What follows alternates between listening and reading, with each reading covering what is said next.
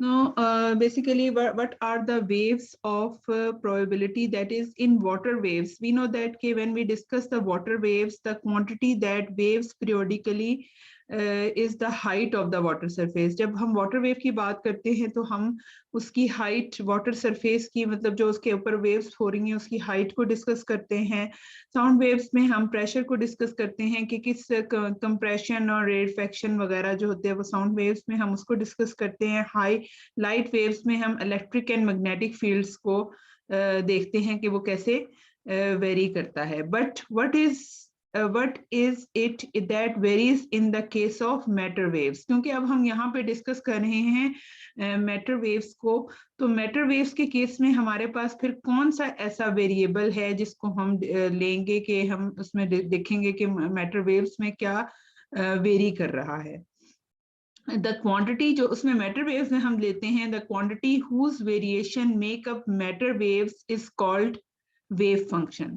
The quantity whose variations make up matter waves is called wave function. हम एक wave function को discuss करते हैं जिससे हम देखते हैं कि मैटर वेव्स में जो कैसे वेरिएशंस जो हैं वो हो रही हैं. उसका जो सिंबल है वो हमारे पास साई होता है.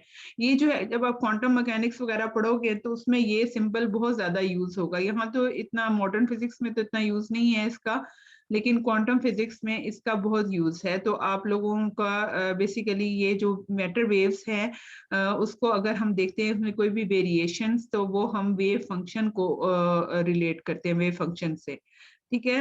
और जी मैम जी जी अनीजा को स्क्रीन शो नहीं हो रहा. किसी को भी नहीं हो रहा? मैम मुझे तो हो रहा है कि अनीजा कह रही है कि मुझे नहीं हो रहा.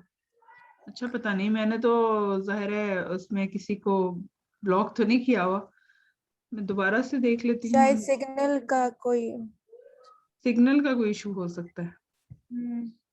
उनके सबको स्क्रीन शेयर हुई हुई है. बाकी स्टूडेंट्स को हो रही है, शेयर नजर आ रहा है सबको? इस तरफ अनीजा को नहीं आ रहा? Yes ma'am. अच्छा, यहाँ तो उसको कहो कि दोबारा रीजॉइन करे फिर से क्विट करके, हो ओके सकता है मैम. फिर ठीक हो जाए. ठीक है. अब इसमें ये है कि the value of the wave function associated with a moving body at the particular point x, where the value of wave function associated with a moving body at the particular x y z in space. यानी basically हमारे पास wave function कैसे very करता है.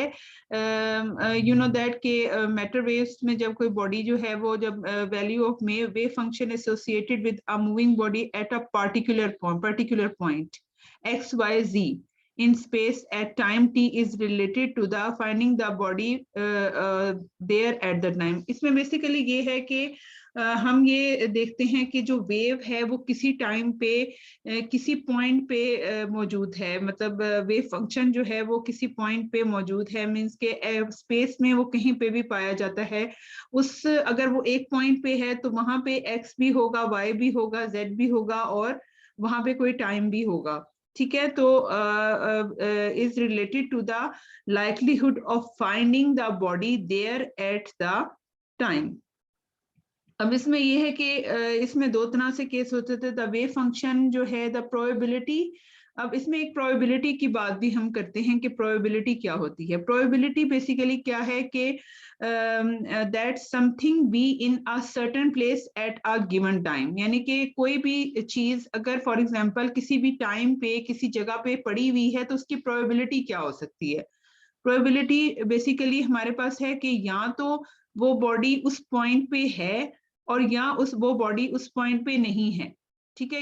तो अगर वो इस एक पॉइंट पे, जैसे अगर आप एक इस रूम में किसी भी रूम में आप हो, ठीक है, या तो आप होगे या आप नहीं होगे. ठीक है. अगर आप एक रूम में आप नहीं हो तो उसका मतलब है कि प्रोबेबिलिटी 0 है. लेकिन अगर आप उस रूम में हो तो प्रोबेबिलिटी 1 है. जैसे यहाँ पे देखो, the probability that something be in a certain place at a given time must lie between 0. The object is definitely not there. ठीक है. अगर आप इस रूम में नहीं हो तो आपकी प्रोबेबिलिटी 0 है. और and 1, the object is definitely there. यानी कि या तो इस रूम में आप हो तो फिर 1 होगी और अगर नहीं होगी तो 0 होगी. तो तो इसका मतलब ये है कि एन इंटरमीडिएट प्रोबेबिलिटी से 0.2 means there is a 20% chance of finding the object. अब ये है कि हो सकता है कि हम जब कह रहे हैं कि आप इस रूम में नहीं हो, आप ने थोड़ा सा दरवाजा खोला है और आप दरवाजे पे खड़े हुए हो, तो इसका मतलब ये है कि 20% चांस है कि आप इस रूम में हो। तो मतलब ये है कि इसका मतलब ये है कि हम प्रोबेबिलिटी को देख सकते हैं कि प्रोबेबिलिटी हमें बतानी है कि किसी भी बॉडी की किसी जगह पे प्रेजेंस की प्रोबेबिलिटी क्या है, ठीक है। बट द एम्पलीट्यूड, अब हम यहाँ तो मैं आपकी बात कर रही हूँ ना, लेकिन हम बेसिकली यहाँ जो बात हमारी हो रही है वो मैटर वेव्स की हो रही है। मैटर वेव्स में ये है कि हमारे पास क्रस्ट भी होता है और ट्रफ भी होता है। आपको पता है ना क्रस्ट और ट्रफ का, तो क्रस्ट भी होता है और ट्रफ भी होता है। अब ये है कि इसमें ये भी हम कह सकते हैं कि but the amplitude of a wave can be negative as well as positive, ठीक है। इसका मतलब ये है कि कहीं किसी पॉइंट पे हम जैसे पॉजिटिव एम्पलीट्यूड भी होता है और नेगेटिव भी हो सकता है एम्पलीट्यूड, क्योंकि ट्रफ की बात भी हो सकती है। तो उसका मतलब ये है कि नेगेटिव प्रोबेबिलिटी अगर हम लेते हैं माइनस, वो क्या हो जाएगी -0.2, और लेकिन ये मीनिंगलेस होता है, माइनस में हम वैल्यू नहीं लेते प्रोबेबिलिटी की। तो hence psi be by itself can not be an, यानी कि हमारे पास हम क्या करते हैं, इस माइनस को खत्म करने के लिए हम जो प्रोबेबिलिटी है उसका स्क्वायर ले लेते हैं। मतलब साई प्रोबेबिलिटी को हम इस तरह से लिखते हैं, इसके साथ ये ब्रैकेट्स लगाते हैं, तो प्रोबेबिलिटी को हम स्क्वायर ले लेते हैं, तो स्क्वायर से फिर हमें ये पता चल जाता है कि मींस कि हमारे पास अगर कोई नेगेटिव होगा तो वो भी पॉजिटिव हो जाएगा, ठीक है। यानी कि हमारे पास अगर नेगेटिव वैल्यू आएगी तो वो भी स्क्वायर की वजह से पॉजिटिव हो जाएगी। तो probability of experimentally finding the body described by the wave function psi at the point xyz at time t is proportional to the value this psi square there at time t। तो it means के psi square जो है वो है probability। Probability is, अगर आपसे कोई भी पूछे प्रोबेबिलिटी, तो प्रोबेबिलिटी को आप ऐसे फाइंड आउट कर सकते हो साई का स्क्वायर लेके, ठीक है। The large value of Sai square means the strong probability of the bodies presence, while a small value of psi square means the slight possibility of its presence, ठीक है। अगर ज्यादा वैल्यू बड़ी होगी इसकी साई स्क्वायर की, तो हमारे पास होगा कि हम कहेंगे कि स्ट्रॉन्ग प्रोबेबिलिटी पॉसिबिलिटी होगी। और as long as psi square is not actually zero somewhere, however there is a definite chance, however small, of detecting it.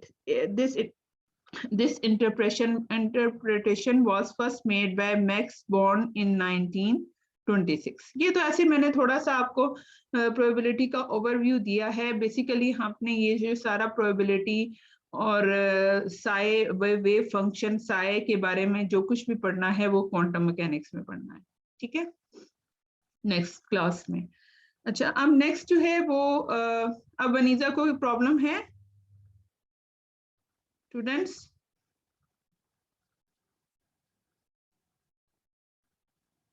नजर आ रहा है? No ma'am. मैम ये यस मैम। मैम ये आप कौन सी बुक से पढ़ा रहे हैं?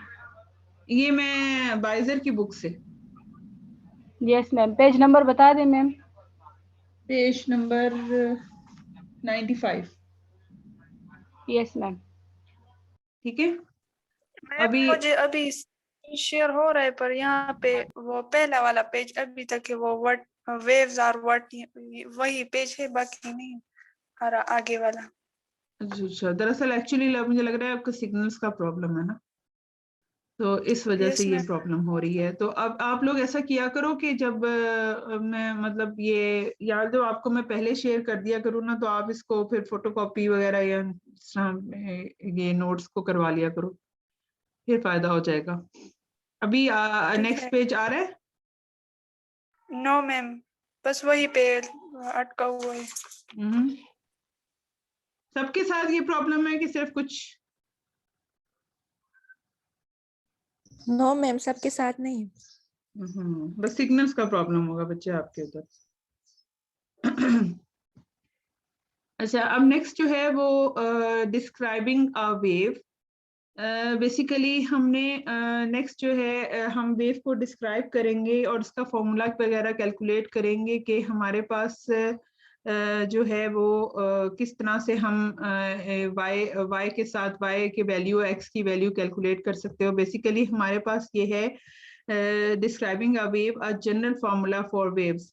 How fast do de Broglie waves travel? Since we associate a de Broglie wave with a moving body, हम de Broglie wave की बात करें कि हम यहाँ पे हम जब मैटर वेव्स की बात करते हैं तो हम इसकी वेलोसिटी वगैरह और इसकी जो वेवलेंथ है वो हम उसको वेवलेंथ को क्या कहते हैं, डी ब्रॉगले वेवलेंथ। ठीक है, और डी ब्रॉगले ने डिस्कस किया था इसकी बेसिकली वेव्स की जो वेवलेंथ और फ्रीक्वेंसी वगैरह को डी ब्रॉगले ने डिस्कस किया था मैटर वेव्स की। Since we associate a de Broglie wave with a moving body, we expect that this wave has the same velocity as that of the body. अब हमने इसमें जब कैलकुलेशन करेंगे तो हम ये जब एंड पे हमारे पास क्या फाइंड आउट हम करेंगे कि जो डी ब्रॉगले वेव की जो वेलोसिटी है डी उसको हम वीपी लेते हैं। डी ब्रॉगले वेव वेलोसिटी जो है that is equal to VP, और वीपी जो है वो इक्वल होता है same velocity of the body, यानी VP is equal to V आ जाएगा हमारे पास, VP is equal to V. अब हम इसको कैसे, सबसे पहले हम कहते हैं कि if we call the de Broglie wave Vp, we can apply the UL formula Vp is equal to nu lambda। आपको पता है, आप लोगों ने ये फॉर्मूला पढ़ा हुआ है, V is equal to nu lambda पढ़ा हुआ है सबने, V is equal to f lambda याद होगा आपको। यस मैम पढ़ा है। V is equal to f lambda to find. Yes, अब हमने ma'am. यहाँ पे Vp की बात करनी है। Vp the wavelength lambda is simply the de Broglie wavelength. अब इसमें जो लैम्डा है वो हमारे पास डी ब्रॉगले वेवलेंथ अभी हमने मैंने आपको कल क्लास में करवाया था, पिछला क्लास में, that is lambda is equal to h over gamma mv। याद है सबको? Lambda is equal to h over gamma mv। Yes ma'am. ठीक है, टू फाइंड द फ्रीक्वेंसी। अब हमने यहाँ देखें Vp है ना, Vp is equal to nu lambda. अब इसमें लैम्डा मैंने बता दिया, डी ब्रॉगले वेवलेंथ क्या है, lambda is equal to h over gamma mv। अच्छा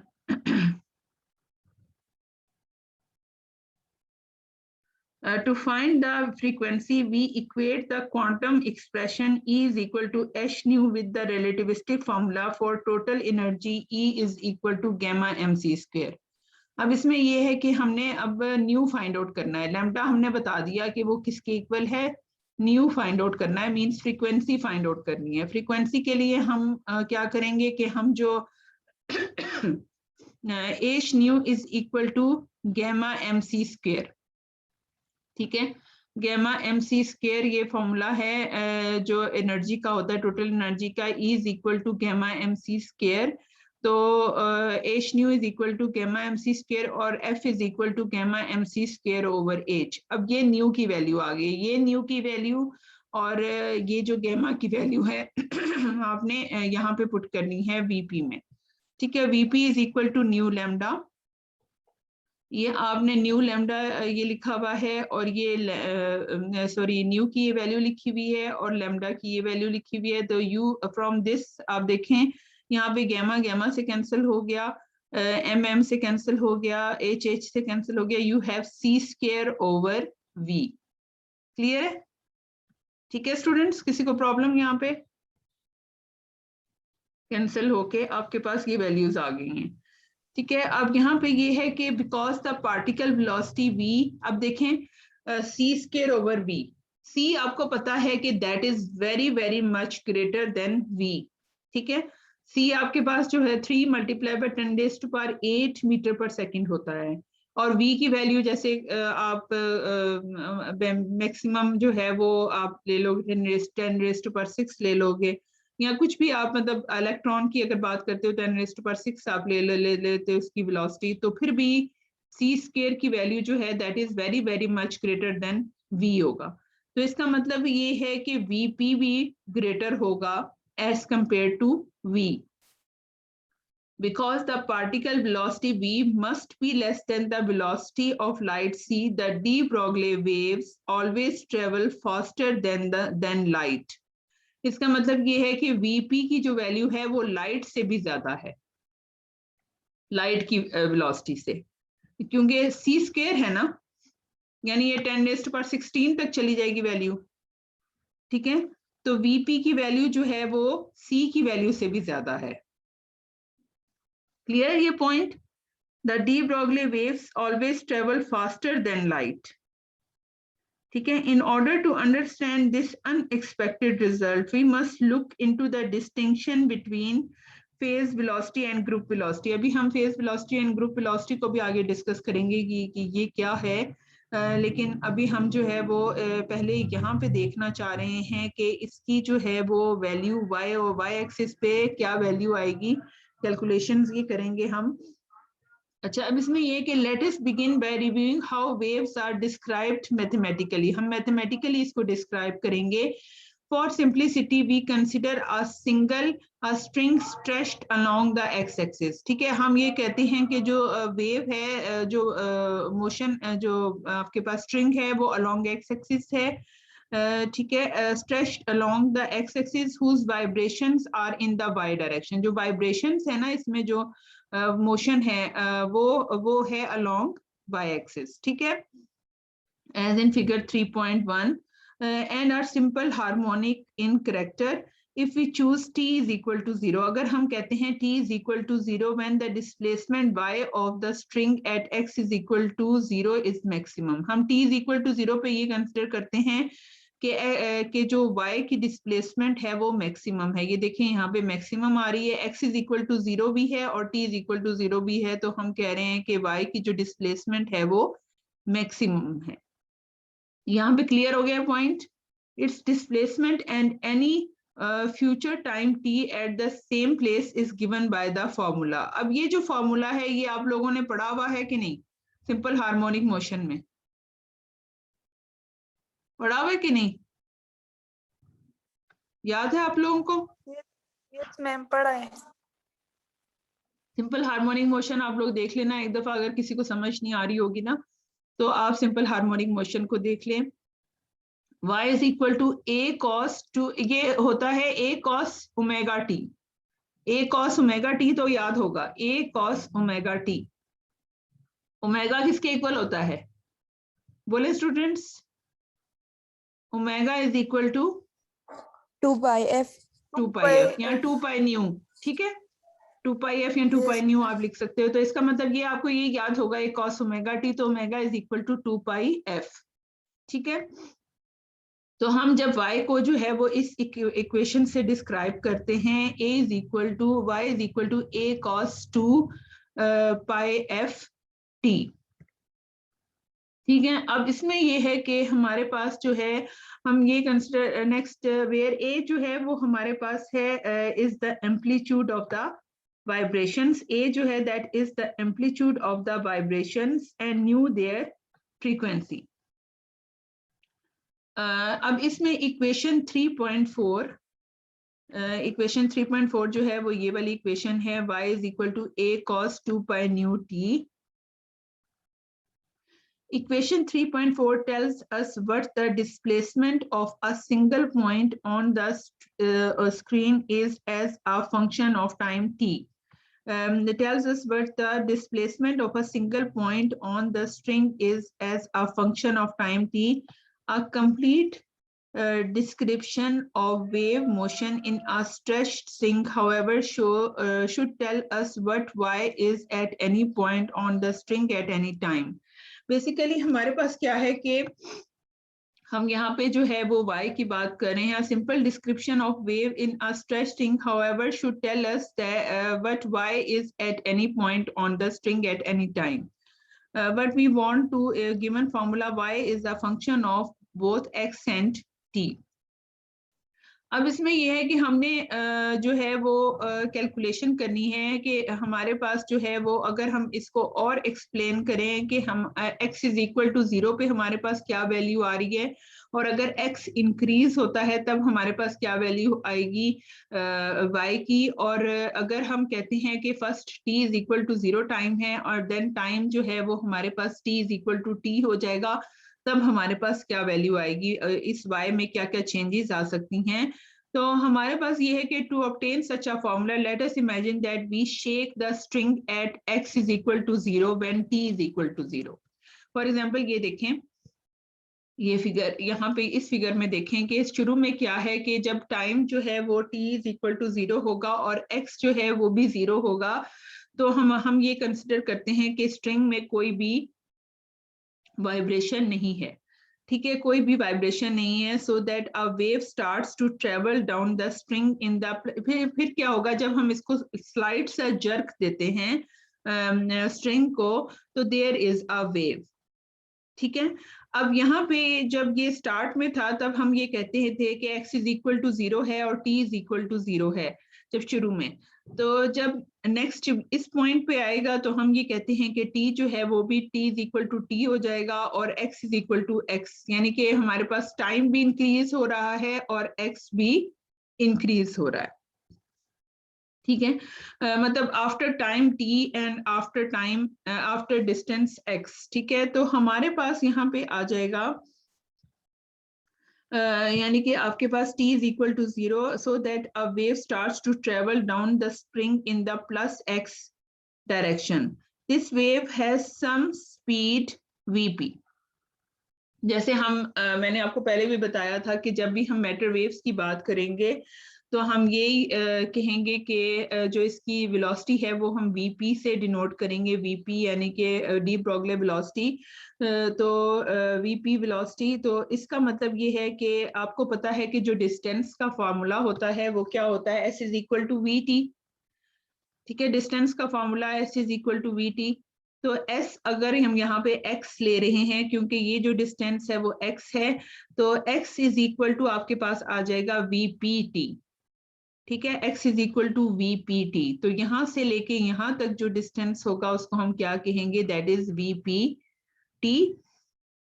और यहाँ से अगर हमने t निकालना हो तो t हमारे पास इस पॉइंट पे जो t आएगा वो क्या हो जाएगा, t is equal to x over vp। t is equal to x over vp। ठीक है, यहाँ पे आपके पास t इज इक्वल टू 0 है, यहाँ पे क्या हो जाएगा, t is equal to x over vp। यहाँ पे x इज इक्वल टू 0 है और यहाँ पे आपके पास क्या हो जाएगा, x is equal to vpt। Clear है students, x is equal to 0, x is equal to vpt, t is equal to 0, t is equal to x over vp। अब आपने क्या कैलकुलेशन करनी है कि आपके पास यहाँ पे ये देखें, this wave has some speed vp that depends on the properties of the string. The wave travels the distance x is equal to vpt in time t, so the time interval between the formation of the wave at x is equal to 0 and its arrival at the point x is equal to x over vp। ये basically t की value लिखी हुई है x over vp। ठीक है, ये t की value है, पहले आपके पास t इज इक्वल टू 0 है और यहाँ बाद में आपके पास जो टाइम है वो x is equal x over vp है। Hence the displacement y of the string at x at any time t is exactly the same as the value of y at x is equal to 0. Is exactly the same at the earlier time. अब देखें हमारे पास क्या है कि हम या तो इसको ये लेते हैं t is equal to 0 इस पॉइंट पे। अब हम ये कंसिडर कर रहे हैं कि t is equal to 0 है और यहाँ पे हमारे पास क्या है, t is equal to x over vp है। तो इसका मतलब ये है कि हम किसी भी पॉइंट पे अगर इस पॉइंट पे ले लेते हैं वैल्यू, फॉर एग्जाम्पल इस पॉइंट पे हम ये कहते हैं, ये वाला पॉइंट मैं ले लेती हूँ, यहाँ पे मैंने एरो रखा हुआ है ना, ये पॉइंट अगर मैं लेती हूँ, मैंने इस पॉइंट पे कैलकुलेट करनी है वैल्यू।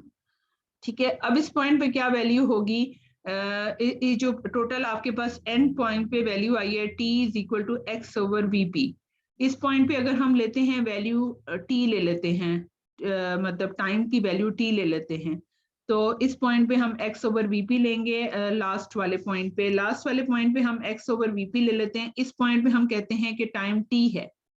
तो यहाँ पे अगर हमने वैल्यू कैलकुलेट करनी है तो हम ये कहेंगे कि हम कैलकुलेशन कैसे करेंगे, t minus x over vp।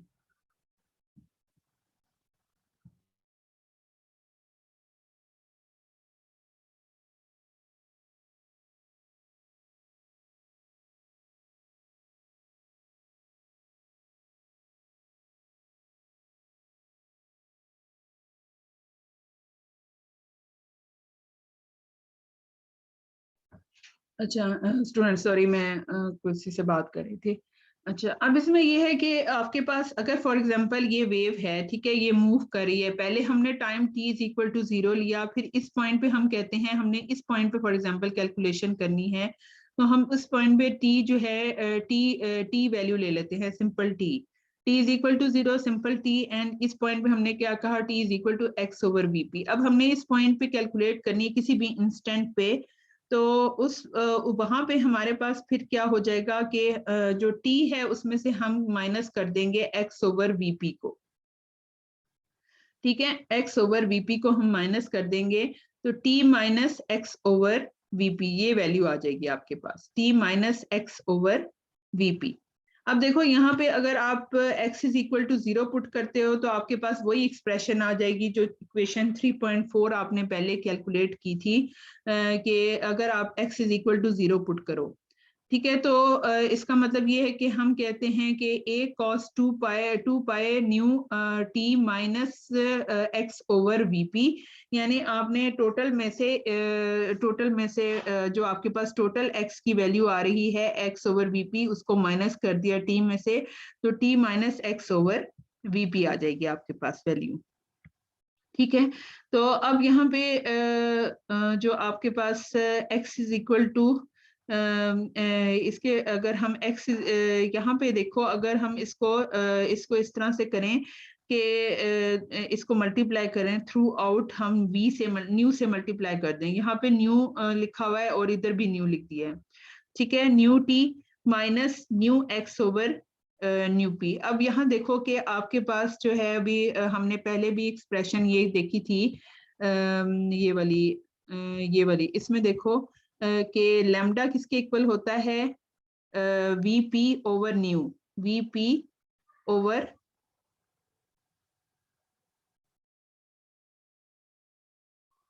New p. अच्छा अच्छा, ये वीपी नहीं होता, सॉरी, वेलोसिटी, वेव वेलोसिटी, हाँ, vp is equal to nu lambda ना, तो ये आपके पास यहाँ पे लैम्डा क्या आ जाएगा, वीपी ओवर न्यू, ठीक है। लैम्डा आपके पास ये वेलोसिटी है, ये इसको न्यू नहीं लिखना, इसको वेलोसिटी लिखना है, ये वेलोसिटी है, lambda is equal to vp over nu, vp over nu जो है दैट इज, और अगर हम 1/λ लिखें तो वो क्या हो जाएगा, nu over VP, new over VP, ठीक है। तो आपके पास जो है वो a cos 2 pi nu t minus nu x over nu p, तो ये किसके इक्वल हो जाएगा, nu over vp, that is equal to 1/λ, ठीक है। ये देखें, nu t minus x over lambda, ये यहां से देख लें, यहां से मैंने लिखा है इसको x ओवर लैम्डा, ठीक है। तो यहाँ से हमारे पास ये y की वैल्यू इस तरह से भी हम लिख सकते हैं। तो equation 3.6 is often more convenient to use than equation 3.5, यानी कि इससे ज्यादा हम ये वाली इक्वेशन को यूज करते हैं 3.6 को, ठीक है। अब ये सिंपल मैंने वो वाली जो एक्सप्रेशन ऊपर लिखी है उसमें सिर्फ न्यू से मल्टीप्लाई किया है, तो हमारे पास ये एक्सप्रेशन इस तरह से बन गई है। Perhaps the most widely used description of a wave, however, is still another form of equation 3.5. The quantities angular frequency omega and wave number k are defined by the formulas. अब इसमें ये है कि अब हम इसको और एक्सप्लेन करेंगे और हम यहाँ पे ओमेगा की बात करेंगे। ओमेगा आपको पता है दैट इज एंगुलर फ्रीक्वेंसी होती है और वेव नंबर के होता है, angular frequency and wave number के। अच्छा, अब एंगुलर फ्रीक्वेंसी आपको पता है omega is equal to 2 pi f के इक्वल होता है, या 2 पाई न्यू लेते हैं। और वेव नंबर आपने कभी पढ़ा है? वेव नंबर पढ़ा होगा, आपको शायद याद ना हो। That is equal to 2 pi ma'am by पढ़ा है। Lambda. K is equal to 2 pi by lambda, and that is equal to, अगर हम इसको इस तरह से लिखें, 2 पाई के साथ मैं न्यू को मल्टीप्लाई करूं और लेमडा के साथ भी जब न्यू को मल्टीप्लाई करेंगे तो वो क्या हो जाता है, वीपी।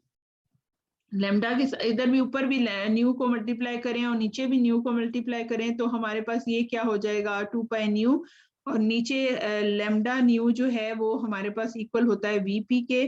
तो हम इसको फिर ऐसे लिख सकते हैं ओमेगा ओवर वीपी। ठीक है, तो के जो है that is equal to omega over vp. Clear है स्टूडेंट्स? Omega over vp. तो इस तरह से हम इसको एक्सप्रेशन को मैं इस तरह से ये भी लिख सकती हूँ। अब ये वाली वैल्यूज जो हैं जब हम उस इक्वेशन में, लास्ट इक्वेशन में पुट करेंगे तो ये जो ये वाली एक्सप्रेशन है कि t इज इक्वल टू, इसमें आपके पास जो है वो इसको अगर आप किस तरह से इसमें पुट करेंगे कि the unit of omega is the radiance पर सेकेंड, इसमें तो ये एक्सप्लेन किया हुआ है। In terms of omega and के इक्वेशन 3.5 बिकम्स, इसको आप वैल्यू पुट करोगे तो आपके पास आ जाएगा a cos omega t minus के एक्स। ये आपके पास कैसे आएगा कि यू नो दैट के यहाँ पे t इज इक्वल टू के एक्स ओवर ओमेगा, क्योंकि x ओवर के एक्स ओवर ओमेगा, ये किस तरह से लिखा गया है,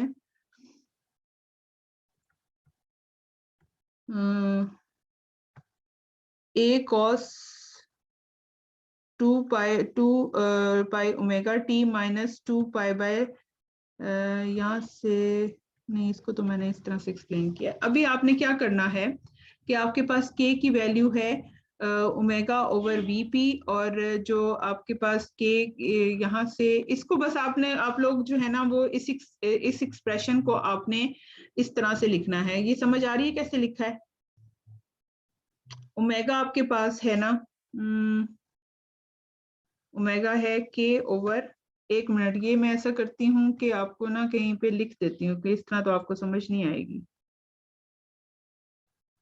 ओमेगा जो है वो 2 पाई न्यू है, t इज इक्वल टू के ओवर ओमेगा की वैल्यू आपके पास है, हाँ ये देखें ओमेगा आपके पास क्या है, के जो है वो है that is omega over vp. तो ओमेगा क्या हो जाएगा, ओमेगा हो जाएगा के वीपी। ठीक है, और वीपी आपके पास क्या हो जाएगा, ओमेगा ओवर के।